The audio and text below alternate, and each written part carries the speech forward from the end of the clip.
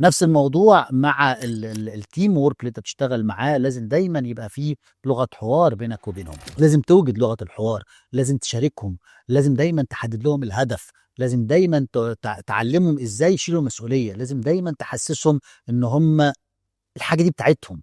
انت ما تعملش في الحاجه دي ان انت موظف فيها، الحاجه دي بتاعتك، اتعامل فيها ان هي بتاعتك.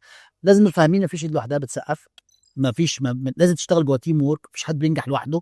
النجاح ده هو عباره عن معادله، المعادله دي لابد ان يشترك فيها كل الاطراف الاجتماعيه العمليه التجاريه، لازم يبقوا مشتركين في المعادله عشان في الاخر تسبب النجاح.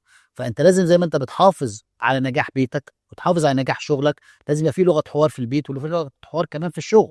لازم تعلم الناس ازاي تتحمل مسؤوليه، لازم تعود الناس وتحفزها ان هي تتعامل في المال كمالها، مم. لازم تعرفهم قد ايه هم عليهم مسؤوليه كبيره وهم قدها، مش عليهم مسؤوليه وخلاص، وهم قدها. لازم تحدد لهم الهدف، ما ينفعش تسيبهم كده من غير هدف. لازم دايما تنسق بين الادارات وبعضها، لازم تنسق بين الفريق العمل وبعضه علشان خاطر في الاخر يطلعوا لك النتيجه اللي انت ترجوها.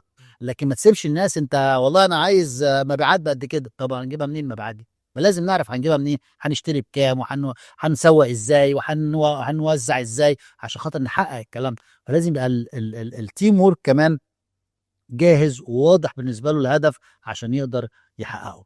فالنجاح هو منظومه متكامله زي ما قلت، اسريه، اجتماعيه، تجاريه، شخصيه، علشان خاطر في الاخر تبقى انسان ناجح. لازم تتعود انك انت توازن بين الامور دي كلها، وتحدد لغه حوار تكون موجوده بينك وبينه.